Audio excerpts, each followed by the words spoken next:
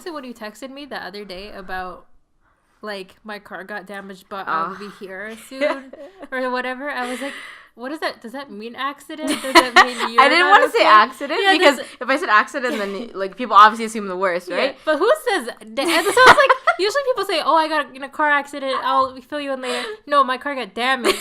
So I was like, "Well, did someone just approach you with like a sledgehammer, just break your windows open?" I was like, "Damaged." No, it's a lot less dramatic than that. Yeah, I mean, so for our listeners who are not from the great land of Canada, well, actually, no, parts in the States are snowy too, right? Like in New York, East Coast. Yeah.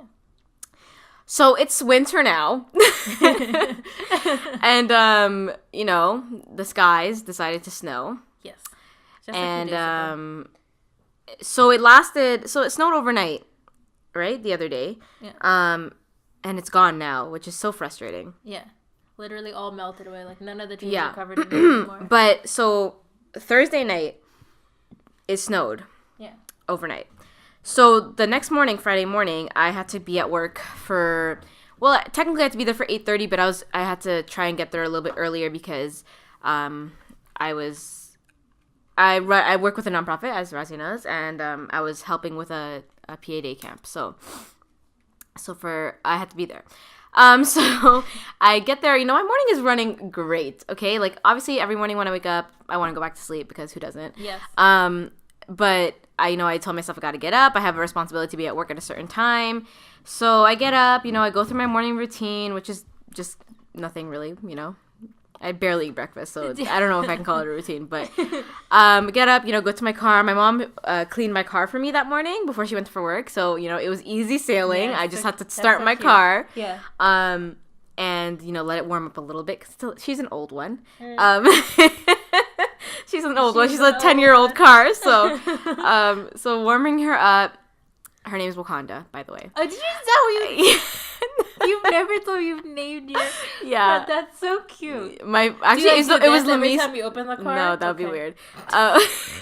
It's actually Lamise who was like, you should name her Wakanda because she's all black. Oh my god, that's the best. I don't really call her that in public, but like in my mind, I call her Wakanda. So, anyways. So I gotta go back to my Wakanda. I mean, my car. Could you just imagine? Yeah, I gotta go meet Wakanda, and they're like, what? Does she think she lives in the Black Panther world? Is she confused? Oh, poor Wakanda. Okay, so, I'm in my car, having a great time, putting my music on, I'm driving. The roads are clear because my mom, she called me before I left, and she's like, roads are clear. You should be good to drive because I don't have winter tires. Mm-hmm. And so, and I always take the highway to work because it's much faster, right? Yeah. So highway was fine because they clear highway first of everything. So, I made it to work perfectly on time. I pull in, and so I knew that when I got into the more like neighborhood area, because that's where we are in a neighborhood, the residential roads, it would get a little worse in terms of the road because they don't always clean the roads in the residential areas more than they do the main roads. Right. So I was expecting a little bit of snow, but actually they did a pretty good job because we have a lot of schools around our area. So I'm driving in, and then I get to the parking lot, and I pull into the parking lot, and immediately my entire parking lot is covered in snow. So no one has cleaned it. And I'm like, great. Gotta tread carefully, because I don't got no winter tires. This is where it all goes wrong, guys. So, I'm taking my sweet time driving into the parking lot. And as I told Raazia, like, our parking lot is set up a little weird because there's multiple directions you can go to park your car. So the moment you enter the parking lot, you can go to your left, and there's a section for parking. And then, but it's like, I don't even know how to explain it. It's like the way it's set up. Imagine it's like one big square, but there's curbs everywhere, so it kind of looks like a maze. It's all segmented. You know what I mean? Yeah. So like to your left, there's a segment for parking, but like it's not just empty space. There's a curb in the middle, and then so when you go up more, there's a little parking right in front of our entrance for handicap parking. Then there's another curb, so to your left you have to go around a curb, and then to your right you have to go around a curb, whether you want to park. You could park straight, but usually there's it's weird because then when you try to reverse out of the parking, you're gonna hit a curb, so you wouldn't do that. Anyways, so I usually park to like the upper right because it's the closest to the door, but without going into the handicap spots. So, and I was like one of the first ones there. There's like one other car in the parking lot. So I was like, hey, I'm gonna park in my usual spot, my you know. I honestly didn't know where I was gonna park because there's no lines. There's snow everywhere. Yeah. So I'm turning. So like I turned right, obviously, to go around the curve, and then I'm turning my wheel left slowly putting a little gas because obviously or my car won't move. Yeah. To go into the parking spot, and I'm trying to see if I'm like, you know, could see a line potentially. Can't. Yeah. And then I like my car like skids forward because it like slipped on the snow, and then so I'm trying to brake, and then there's no traction on my tires because I don't have winter tires. So my car completely accelerates towards the curb. Yeah. I hit the curb, but it doesn't stop there. No. It goes over the curb, my car, and then there's like a mini wall. Yeah. Cement wall. Maybe like 2 feet high, if anything. That separates our parking lot from another parking lot that belongs to the elementary school right in front of us. Yeah. So my car rams into that wall. Gosh. Were you panicking when that happened? Like how it happened in like 2 seconds. I kid you not. Yeah. It was just like I tried to control and then it went boom and it just hit the wall and I was like shocked. I just sat there like, excuse me? And then me, the naive little young driver I am, I'm thinking, okay, I got a dent. It's all good. A little scratch. It's a little dent. You know, it's gonna be bad. You know, a paint job will cover it. It's fine. Yeah. Because I honestly didn't understand the amount. You know, you don't understand the force of cars, right? Yeah. So I reverse off of it because I'm like, hey, I gotta park off to the side somewhere and then look at the damage. So I reverse off and. The moment I knew it was bad, I could see my front license plate completely came off and is imprinted into the snow by that wall. That's like the best thing. And I'm just like, oh no. So I'm reversing. I'm like, okay, I have to move my car. My steering wheel, I damaged my car so bad, guys. My steering wheel would not move. Yeah. Like it was like as if like the steering wheel was locked. Like I could not move it. It was very difficult to move my steering wheel. So I was reversing, and then when I tried to move, I heard, and I was like, oh god, no. Yeah. And then so I was like, you know what? I gotta check my damage. I got out of the car. My entire bumper, the front bumper, is on the floor, hanging by like a wire. One of my right headlight completely out. Which is nuts to me. And then my radiator is all exposed. Yeah. It's like someone took a giant bite out of my car. The bread part. I wish I could show that video. Oh my god, it's so bad. Nuts. Yeah, and literally the whole. I was just like shook. Yeah, I was shook, and I had to be inside the building. Yeah, right by 8:30. Well, by 8:20. By that point, it was past 8:20. So I had to call my supervisor. Yeah, to see if maybe like I could get some help so I could move my car. Yeah, and then she came out and she was like. Nah. She was like, nah. Wait, you did this to yourself? Yeah, she was like, we can't move that. So, because I was even scared. Like, I don't know what, because there was a fluid leaking as well. And, like, a green fluid. So, weird. Yeah. So, it could have been coming from the radiator, which is bad. Yeah. Or it was coolant. Okay, which is less. But, you know what I mean? So, we didn't know what it was. So, I was really scared to move my car. So, she was like, just leave it. We have to come inside and, you know, start dealing with our day. So, I left it there. And then basically... we called CAA and all this stuff, and they got it towed and everything, and now it's at the garage. My poor baby Wakanda is at the garage, and it's looking at over a lot of money in damage. You're like, because the thing you said, the mechanic. The guy said 14 different things he has to fix, and he called my mom because like we've been to him before for my mom's car, and he called my mom, and he was like. Miss Sophia, this is a lot of damage. Yeah, I didn't know your mom's name was Sophia. Yeah, her name's Sophia. That's so cute. I love He's like, Miss Sophia, this is too much damage. What happened? Oh my god. And I was like, yikes. What's your daughter into? Like, he's like, tell her to drive carefully. Is this a drag race she was guys, I have the worst luck. Oh my god. Holy shit. That's nuts to me that all happened in a parking lot. In a parking lot, completely empty. Like, it's just, it makes me so mad. This intersection, this guy came at me. Yeah, exactly. Right? I was alone. I drove into the snow, guys. The snow. No, but honestly, guys, like that really, because I was like, "What snow? Like, I'll be fine." You know, like my mom has never had winter tires on her car. Oh wow. She only has all season tires, and I've driven her car before. Yeah. in the snow, and I've been fine. Yeah. So like, I really don't know. I don't know if my tires are just not as good as hers or something, or whatever, or like obviously there are different brands of cars as well, so that could be part of it. But I have a Mazda, and I've also heard Mazda's bodies like are very easily damaged, so that could also be a part of it. So they're high risk for insurance. Yeah, that's why I was like, because I like the idea of having a smart car, just because I like that they're cutesy, and then it's not hard to find a parking I need like a hybrid or something that that has the automatic. If you're gonna hit something, it just stops for you. Yeah. Yeah, I need something that does the work for me. But I'm a very safe driver. Like, that's what really pissed me off, because I'm such a safe driver. I've never had an accident like that before in my life. Yeah. And I've been driving since I was 16. Like, you know what I mean? Yeah. So it was really annoying and also kind of embarrassing, because like now all my coworkers are coming to work and they just see a car like in the middle of the parking lot, not even in a space. Wait, didn't it tow? Well, no, but it took a while to get the tow truck and stuff, right? So like people are coming into work and they're just like, what is going on? Are you okay? And then I had to be out in the cold with the tow truck dude while he towed my car. Yeah. And it was freezing, I remember, and it was just like, whatever. But anyways, so I'll probably be on public transportation for the next couple days.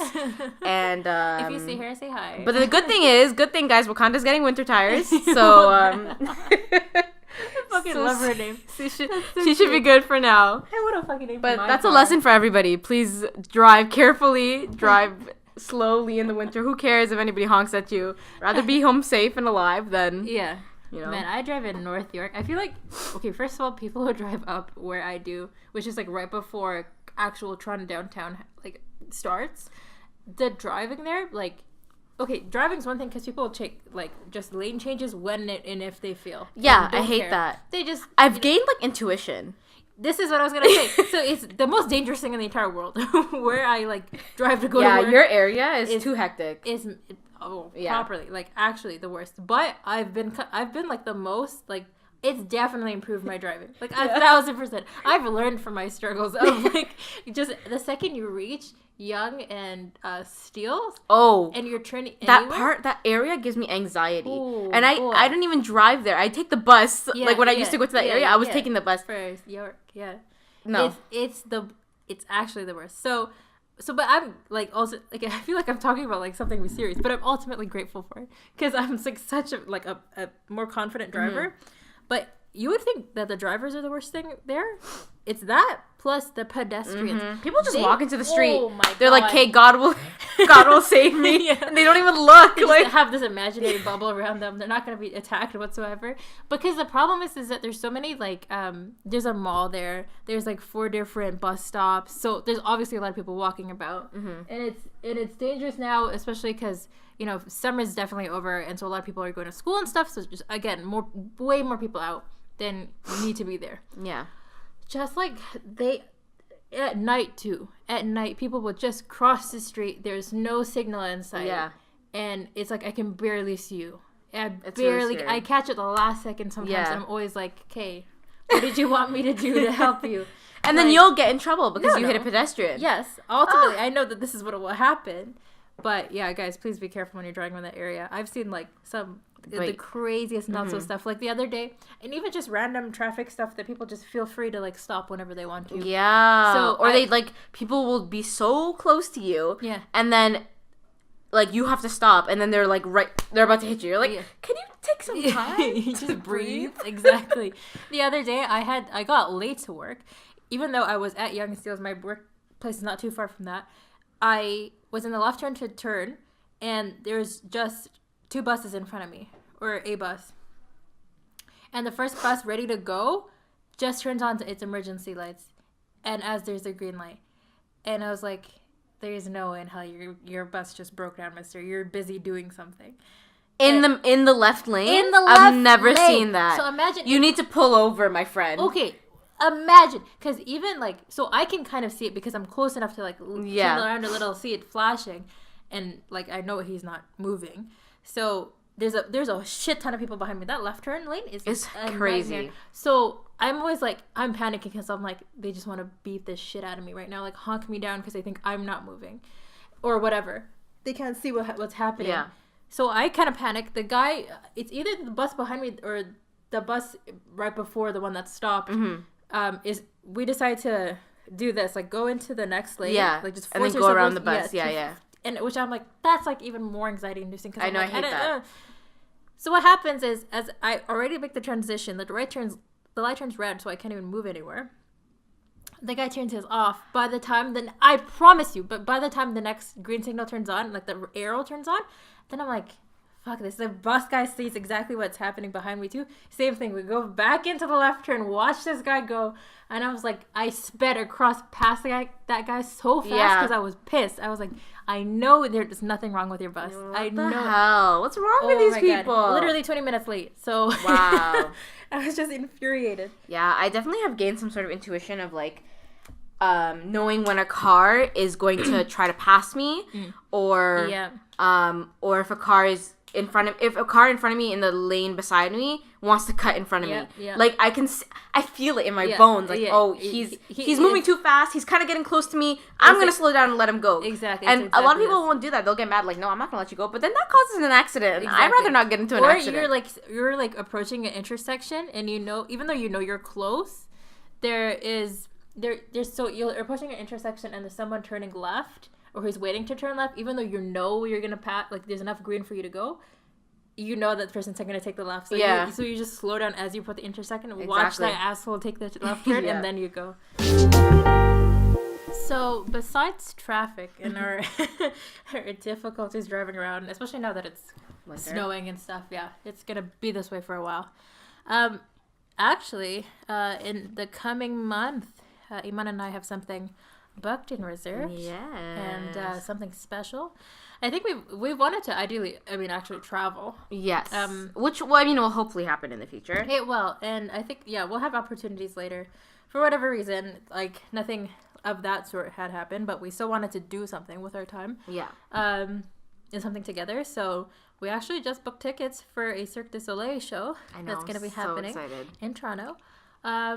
Yeah, because I've never been to one. I don't think Me neither. I've never been to one. I know friends and family who have been. No, I don't think so. I know friends and family who have been, and I love the circus. I like local shows a lot. Yeah. So I've never been to Cirque du Soleil though. Yeah, Cirque du Soleil is like crazy. And I'm just so psyched because we got good tickets, good seats, and so I'm like. And we reasonably priced tickets too. That's what I mean. Yeah. We didn't break our banks by any means. Yeah, exactly. And I know people usually pay up the whole so. I'm really psyched, and we'll let you guys know what that was like and give you a review. Yeah, definitely. I think we're going to the Corteo show, Corteo. So excited. I think it's a new one. Yeah, and we definitely, like Raazia mentioned, we want to do this more often, where we go to like different shows, and when we say shows, we mean like it could be like Broadway, it could be a play, it could be a movie, it could be like this Cirque du Soleil, concerts, concerts. Yeah. Ooh, oh my god, that we could like later on review in the podcast. So so excited. We definitely want to do a trip to New York to do Broadway one time. Oh my god, that's the dream right now. Definitely. So more to come for sure. Yeah, if you guys like hear about any of these shows, or like want us to review something or see something or attend, like let us know. But also because like I like that this podcast is giving us opportunities to like go and see other things, like to be able to talk about it. Exactly. So, and I know it's okay. Well, I won't say it's like working 100%, but I know that there is some people listening and taking our advice, because one of my friends reached out to me, like after I posted that we talked about the hate you give in one of our podcasts, and she like reached out through Instagram. And was like, oh, like how was it? I'm gonna listen to your podcast and then go watch it. And I'm like, yes, that's so cute. Listen to our review. That's so awesome. I hope. So shoot, we have spoilers in that, don't we? In the hate. Well, hopefully she. Well, she'll skip over. It's okay. It's not like it's a book, so you could be spoiled regardless. But it's good to know that people are actually listening to us. Listening, and it'll be like a slow thing, like just to accumulate some audience members. But actually, again, I know I mentioned it like almost every podcast, but our SoundCloud like listens are increasing. Yeah, it's good to see. I love that. Like, it's really random spikes, but by like 50 each time. But 50, 47, like it'll just choose. It's cool to see who are reaching and like where they're from and stuff like that. It's really cool. Technology, love that. Yeah. But anyways, as we're talking about people listening to us, I wanted to move on to a different topic, because recently, as you know, we both. Do you watch her as well, Dita Toki? I have for a long time, actually. Yeah. And mostly in her earlier days, to be honest. Like, I think... When she was just on Facebook doing hijab tutorials? Yes. Those days, yeah. Yeah, and like, I remember her... I remember so many, like, she was the person who, like, I think started so many trends. Like, for like modest fashion? Yeah, and, like, just, I'm trying to think, like, even, like, nerdy glasses with hijabs, like, was her. Like, different ways to wear turban style hijabs. Like, there's so many things I can, like, remember from her early YouTube days. I think up until the point till right after she got married and had a kid, like, that whole era I kind of, like, followed along, kind of some things here and there, but yeah, I've definitely, same with me, like, I've watched her for I didn't realize how long I've been watching her because she's such a big influencer on YouTube now that I forget that there was a time where we would watch her stuff on Facebook and stuff like that, right? So I have been watching her for a very long time, since high school. Yeah, and for those, who are probably unaware, Dita Toki is like a hijabi Muslim fashion blogger. Yeah. Again, it's kind of started on, social media is where she got her founding exactly. her ground. She's a British vlogger. And a lot of her stuff is on YouTube right now. You can go and find that out. But she basically does tutorials on how to tie, scarves. Yeah, basically like how to dress modestly but still being fashionable, and how to wear your hijab. And for a lot of, like, Muslim women our age, even if you don't follow her, you know that name. Like, exactly. Saying? She's very iconic. Yeah, and a lot of us grew up looking up to her because she was, like, able to, like, you know what I mean? Like, she lived up to the whole, wear my hijab, but it doesn't mean that like, I'm any different. Like, she was a good role model for a lot of us growing up. Yeah. But the news I actually wanted to speak about today was that she recently took her hijab off. Yeah. And I mean, there have been times where there's always been controversy. I don't want to say controversy, but there's always been, like, the people who love her, and then there's the people who don't necessarily like her, and that's the case for all the influencers. But in terms of her, just because she's a Muslim woman, every little thing that she does is nitpicked apart, like against Islamic, beliefs and stuff like that. There's some guys commenting who exactly, are like, and that's why today, even though, like, it's a big news that she took her hijab off, I don't want to focus on that too much. I was telling Raazia that it's not our position or anybody's position to judge her or to ask or to question why she took it off and, like, figure out through her personal life why it came to exactly. This point. So, like, she did what she did, and that's that's on her own terms, and that's her own decision. That's final for that. But the reason why I brought her up is because we did grow up, like, looking up to her, watching her, and she's a big figure, and I still love and I enjoy her content still, no matter she wears the hijab or not. And she's still she's still true to herself. It's not like she's just a different person because she took off her hijab. But the reason I want to bring it up is because I wanted us to speak to our personal, stories about how we came to wear hijab, because we started at different points in our lives. And, any struggles that we came across when, wearing hijab and being, just being young Muslim woman in Toronto, Canada, and wearing what hijab. that's like. Exactly. And I don't think, like, it took us until episode 18, I'm surprised, to talk about our stories, right? Not that our podcast has to be specifically about the fact that we are Muslim women, and that that's. I mean, we want this to kind of be an open forum about any topic, anything under the sun. But it's also important for our listeners to understand that we are Muslim women. Yeah, we don't want to. And that's 100% part of our identity, as anything else is a part of our identity. So because we speak about it doesn't mean that our whole podcast is, but it's us. We're Muslim. The topic came up, so we're going to talk about it. Exactly. So I guess I'll start then. Yeah, go ahead. I think I started relatively more recent than Iman had, and actually more than most of the people I know and my friends. Typically, and again, I have to be conscious of the fact that people who are listening aren't necessarily Muslim. So a lot of Muslim women, I guess, who come from relatively conservative families, who are Muslim, they usually start wearing the hijab early on in life. So I would argue, like, somewhere in middle school, I found that some people start even younger than that. Yeah, I even see, like, now, and again, I'm not saying there's anything wrong with that, like, but I've seen now, especially working with kids in elementary schools, I've seen grade 1, grade 2. Oh yeah, I've seen hijab. More recently though. Okay. Like, when I was younger, there was a couple. Maybe it's just, like, demographic of where I lived, but definitely a lot more recently now. I've seen a lot of kids starting younger. Yeah. And again, like I said, it's nothing wrong with that. I have my own personal issues with that, but it has, nothing to do with what they're doing. Yeah, it's true, though. Sorry. Depending on which, like, background or country you come from, it does start at different points. I would argue the average is, like, middle school. Yeah. But I actually started wearing it in... right as soon as I started university. So that sorry to interrupt you, but should we talk about why, like, when typically, religiously, we're supposed to start wearing it? Oh, sure, yeah. For people who don't know. Go. No, just to let people know, like, who are Muslim. Women wear hijab, like, in Islam, we're supposed to wear hijab when we're mature enough. And that is a broad term to use, and it encompasses multiple different things. So... mature enough means your understanding of the religion. Your mind is mature enough to understand why you're wearing it, and what the religion asks of you, and like why you're wearing it. So that's one part of maturity. Another part of maturity is getting your period. Yeah, getting your period. Your puberty. You reach your you've gone through puberty. That's another part. I can only speak to South Asian culture, but for the most part, that's how it's interpreted. Yeah, is the like once you. Become of age, essentially, is kind of when that conversation happens. And, obviously, I'm sure everybody should know this, but not all girls reach, puberty, like, they don't go through puberty at the same time. It doesn't happen. It's just like a flick of the switch, and it's like, you are ready. Yeah, no, it happens differently for everybody. Yeah. But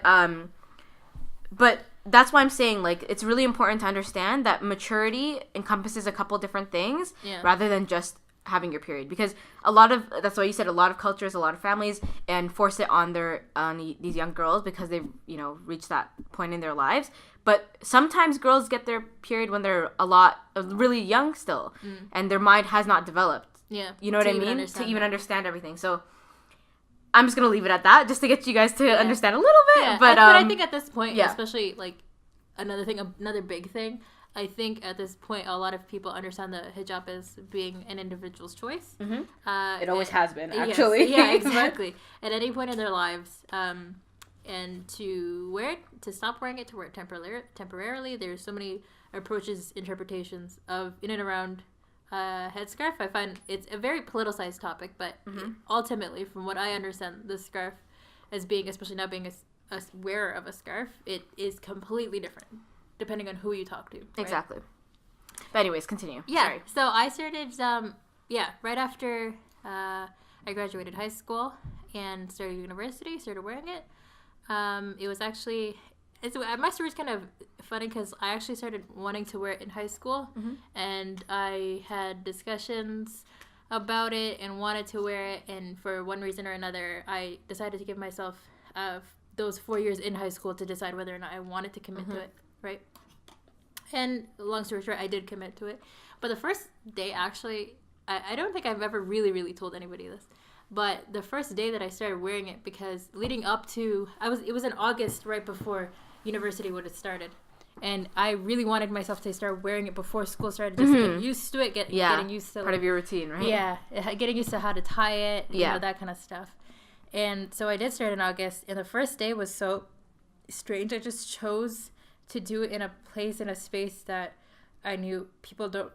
So what it was is that I started working, like doing volunteer work with this other two Muslim girls who were running this like Muslim magazine thing that was like short-lived. It was a bit like a small project in the beginning. I was just involved as like a writer / graphic design person helper, right? Yeah. And so what it was going to that person's house, who I've never actually met her in person. I don't think I've met her in person before, but we've had mutual friends, which is how we spoke. And I applied and whatever got the position. So we went there to brainstorm, like, what do we do to start this magazine up kind of thing. So it was actually to her house that I first started wearing that scarf because it was the easiest entry for me. Okay. It's people who have never seen me before. They didn't know if I wore the scarf or not from before. And I don't really post pictures of myself online. So that wasn't a problem, and I wanted to feel comfortable and just do it once and feel what that's like. So to her, she had no idea what was like. This was the first thing. Yeah, exactly. She had no idea, and I remember my dad kind of being like, because he drove me to her house and was like, "Okay, like, you're gonna wear that, fine." Like not like in a bad way. Like, it's just different. I never really told anybody about it. Yeah. because I wanted to be a personal thing, and it takes a lot of commitment, I think, at least for me, because it's something that you're representing. The way that I see it, that it's religious, so again, ultimately personal. Mm-hmm. So I wore it then, and then as soon as school started, I wore it to different people's, and anytime I had a lunch or dinner with a friend, I just wore it and kind of showed up there looking that way after that, because I got used to it, going to the mall like that, whatever. So it was progressive, and like I think I learned a lot too about being comfortable with myself, and like I actually learned a lot about my friends and people in my life, period, based on how they reacted to what I wore. Do you know what I'm saying? Yeah. So big, huge learning curve there, and I'm glad I did it ultimately, because I think a big part of why I started to wear it is because, kind of like what Noel said in the other one, of like I want to be able to be recognized as a Muslim. Mm-hmm. I think like I don't like when people say, and I know we can both agree on this. Yeah. I hate it when kind of Americans typically say this of like, oh, I don't see color. Like, it's not the first thing I notice. When it's like, no, we don't have to. You can acknowledge those things about a person and still appreciate definitely. them. It's part of our identity. Why not acknowledge it? Exactly. And you can still be neutral to someone. And, saying that you don't see color doesn't fix it. Anyways. Yeah. But, like, I wanted that to be a part of my story. I think anybody, ultimately, who chooses to wear a scarf for themselves agrees on that idea of you want it to be part of your story, part of your journey, part of your life, because you see that as being significant in one way or another for whatever reason, whether it's modesty, whether it's your obligation to God, whether it's you like wearing it, like you whatever, so I think as soon as I decided that I wanted it to be part of my story is then when it came real of like the easiest way for me to do it is just in this transition from high school to university. A lot of people don't know. I'll be meeting a lot of people, so it's not as difficult if I were to do it in the middle of high school. Exactly. So I just made it easier for myself, and I've been wearing it ever since. Yay. Good. I'm actually similar. So I started earlier than Raazia, and I'm similar in the sense that I also started wearing hijab in a transition period. So I was in grade... Well, yeah, I started in grade 8. So... But the thing is, I made my decision. So, okay, this is how it started for me. Basically, I grew up in Scarborough, right? Before I moved to Markham. So, I was in Scarborough up until the end of grade 7. So, the summer before grade 8, I moved to Markham. And when I was nearing the end of grade 7, there was a couple of different things that made me want to wear the hijab. And one, I would say, definitely there was a little bit of pressure coming from my... my Quran classes. So every Saturday I would go to like this Islamic school, and it was like not I don't want to say it's a constant question, but it definitely came up like why don't you wear the hijab? Why don't you wear the hijab? And it wasn't from like teachers or anything. It was like the peers, like you know like other girls who already started wearing hijab. And I would wear hijab to the school, of course, but outside of that, they knew I didn't wear hijab. And yeah, so there was a little bit of pressure there, like because I already knew by that point, I already had my period and everything. So technically, I was supposed to start whatever, you know what I mean. But there was no pressure from home. In fact, when I chose to wear the hijab, my dad was like, "What?" Yeah, and again, not because it's a bad thing, but more because he thought I just wasn't ready yet. Right. He's like, "Give yourself some time." And the same thing with my mom. She was like, "Give yourself some time." Yes. Yeah. And there was same thing with my mom. Like my mom didn't start wearing hijab till later on in life, much later than I started as well. So more into her adult life. So same with my mom, actually. Yeah. So like there was no pressure from family whatsoever. It all came from outside of family. And then as a young girl, you don't like feeling that pressure. So like I sympathize because my pressure, considering that my family was supportive with whatever I chose, I really sympathize with girls who get that pressure from home because that's more constant, right? It's always like on the back of your mind. People are kind of forcing you into something. And enough guilt happens from that. But with me, it was more like the pressure started early. So I would say maybe like even from around grade 5, grade 6, I started hearing those comments, right? Yeah. So when I got to the end of grade 7, I was like, you know what? I think it's time. And this is before I even knew I was moving. So you're like, what, 12 years old? And the fact that this is going through my mind still boggles me because as an adult now, I'm like, how did I even have these thoughts? But, exactly. I was like kind of going through with it within myself, like, you know, maybe when I start grade 8, I'm old enough now. I think I should be able to start wearing the hijab, and like I already started dressing kind of like in accordance to how we should dress, you know, like I'm not wearing short shorts anymore. I'm not wearing like short sleeves anymore, really. You know what I mean? That's so what like happened to me through high school. Yeah. Too, I should say. So I bought a lot more. I was like, things. you know what? Maybe it's time. So you know, I had a Muslim friend in school too. So I was like discussing it with her too, and I'm like, I think I'm gonna start in grade 8, and she's like, you know what? Me too. And like we kind of like encouraged each other. That's cute. And then I found out I was moving. And that kind of, I had this like huge thing of relief because I already knew that, you know, not that I don't think I would have lost any friends. I mean, I don't know, but I don't, and then, like at that point, I didn't think I was going to lose any friends because there was people who weren't Muslim that knew I was making this decision, but I knew that I would still be treated differently. And I've been going to school with these people since I was in grade 4. So I was like, you know, this is going to be a change. People are going to treat me differently, but you know what? I'm going to do it. I'm fine. And then I found out that we're moving. So I was sad, of course, because I'm leaving my friends, but I was kind of excited because I was gonna have this new start. I didn't know anybody at the school, even though I was gonna be starting school in grade 8 or you're graduating. So, and these people have been going to school together for years. I was nervous at that point, but I knew no one knew me, so I could, you know, wear my hijab and no one would know I wasn't wearing it before. Yeah, exactly. So that definitely was a big plus for me, and that definitely was one of the factors that encouraged me to actually not chicken out and actually start wearing the hijab full time. Now, I have to say, when I did start wearing hijab in grade 8, I definitely struggled. Yeah. Not in school, because I guess like people would question you more if you took it off. Oh my god. You know what I mean? No, like your classmates would be like, "What's going on?" So I think that kind of helped me keep it on. And I was comfortable. It's not like it made me uncomfortable in any way. So I just kept it on. But definitely I had struggle with family. So interesting. Because with me, my family is pretty big. I have a lot of family in Toronto. And so when we would have family events, they're not used to me wearing hijab. So yes, like there's family that I don't have to wear hijab in front of, like Islamically, right? You have your family, like blood related family, you don't have to wear hijab in front of, and then there's family that technically you do have to wear hijab in front of, and that's where I struggled because I grew up with them. They are nothing but family to me, so I felt like it was weird for me to put my hijab on and cover from them as if I have something to hide, or you're uncomfortable, or I'm uncomfortable. Because I grew up with them, so why would I have to do that? So I did struggle with that in the beginning, and people obviously, I don't think they didn't like make it really known to me that they found it weird, but I'm sure they were like, oh, you know what I mean? Like it took a second for them to adjust as well. But I took it slow. Like I didn't always wear hijab when I went and saw family, and that was okay. I was really young.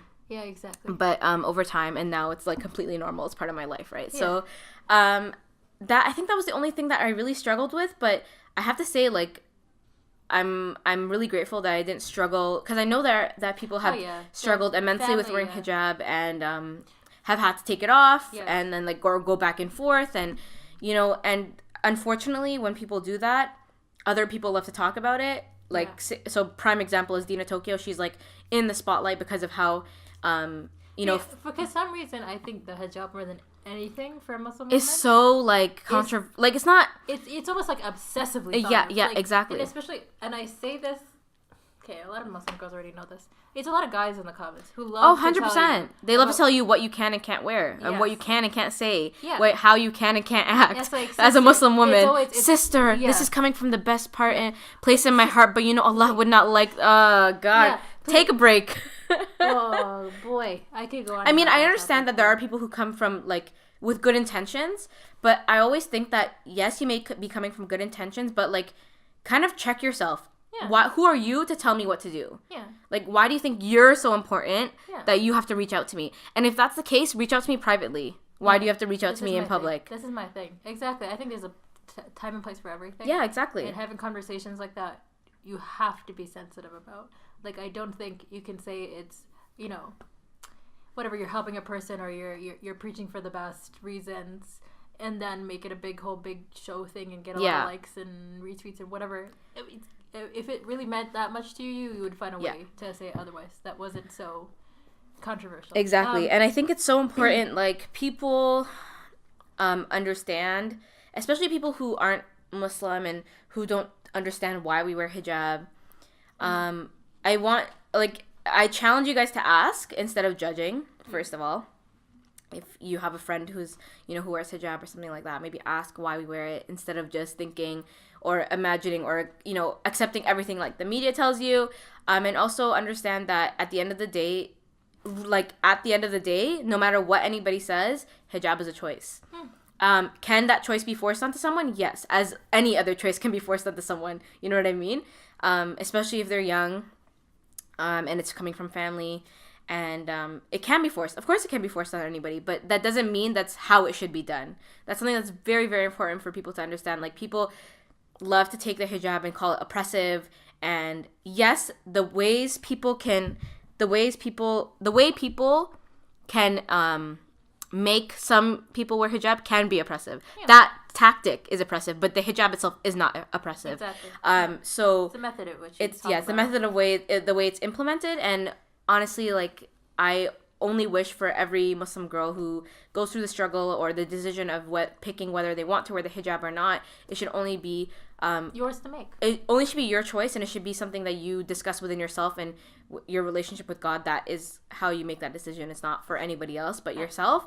And I think too, if you're just in and around this discussion, I always think it's important to talk about, because this is what I missed when I was considering wearing the hijab. When I started wearing it, I don't think there's enough people talking about the struggles of being a hijabi, like already having made the decision, being out there, the questions you get about wearing a scarf, or that stereotype.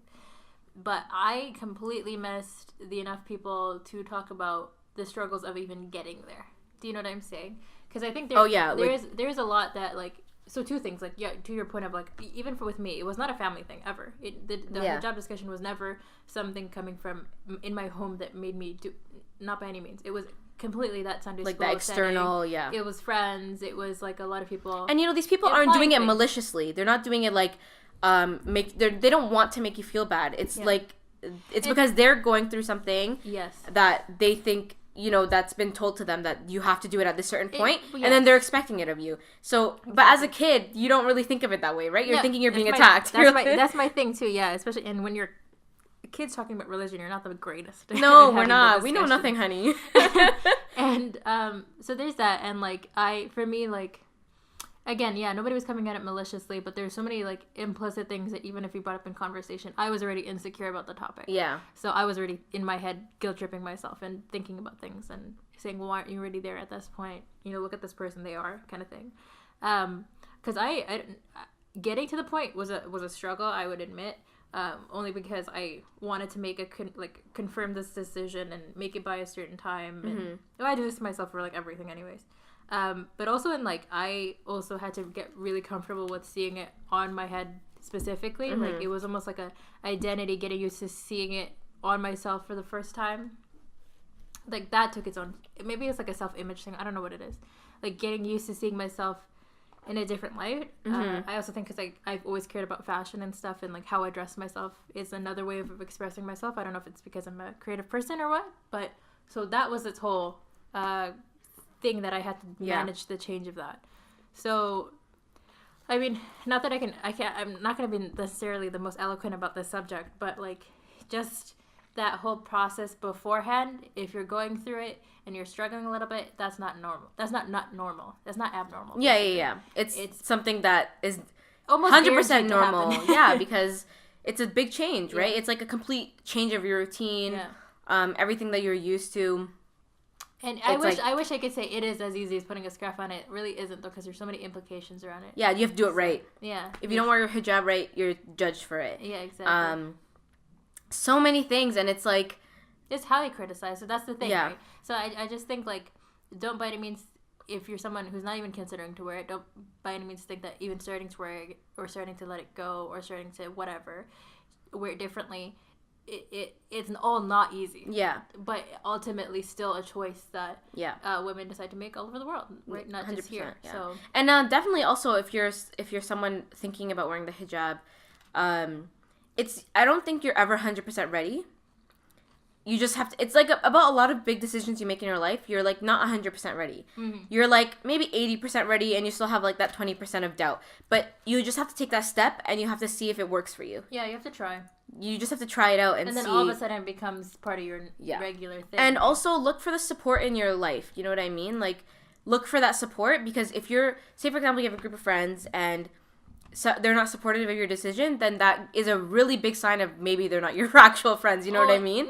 Yes. Yeah, you need to let them go, because no one should make you feel bad about the decisions that you're making if you're not harming anybody. If you're not harming yourself, you're not harming anybody, and this is your own choice to make, then, you know, that's something that you have to be able to, it'll tell you so much about your group of friends, about your everything. It'll help you grow in so many ways. Yeah. I've honestly, like, even with all the struggles that I've had with hijab, it's definitely always been positive experience. Like, it's helped me grow as a person. Yeah. And it's it's now just a part of me. You know what I mean? It's never it's not even an afterthought. It's just now has become me. It's weird to also see, like, I think what we're both agreeing on is it's almost like a tool to kind of see the true colors of someone sometimes. Yeah. Like, not just in, like, so when I started wearing it, I kind of applied it earlier of, like, yes, it did help me kind of through the reactions that I got understand, like, and surprisingly, actually a lot of non-Muslims were the ones who were more supportive. To kind of, not just supportive, but, like, were easier about it. It was, like, not so much a shock, in which it, for me, told me a lot about how they knew me. Like, they understood me as a person who was already considering it without those conversations having to happen. So I appreciated a lot. It's just easy on you when people don't make it a thing. You know what I'm saying? But also even after, you know, you wear a scarf and you go out, especially like in the career world and work world or whatever, and you're wearing it and you realize how differently people treat you, or for me, that's a very easy way of identifying what people are like, because you know you're wearing the scarf. Like, you know what I'm saying? Some things are very obvious that way. So it's weird how it's like almost a tool to kind of help you identify certain things when they happen.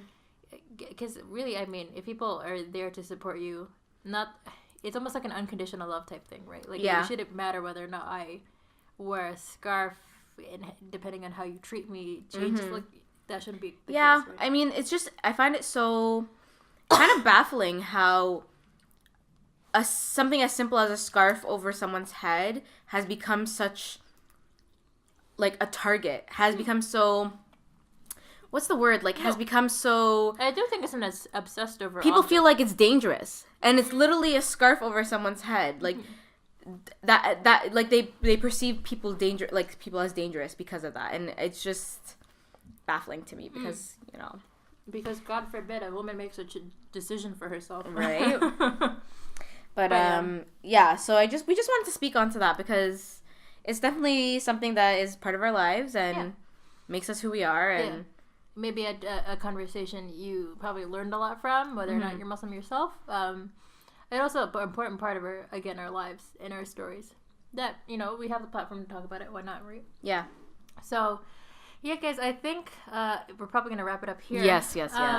Again, thank you guys very much for following along. We're almost reaching that 20th episode mark. We already have our first guest. As you guys have probably or maybe listened to our previous podcast to this, we did feature Noel Salim. Yes. In our last podcast, we interviewed someone for the first time. And it was great. It was great. Yeah, it went really well. Again, like, that conversation was super interesting for the both of us, so please check that out. But again, find us on SoundCloud, Instagram, YouTube, Gmail. Loves to promote. And we love talking to you guys, and definitely can't wait to see what else comes. We have some more interviews lined up. That's so true. You know, stay tuned, and we'll talk to you guys on the next one. Okay. Bye.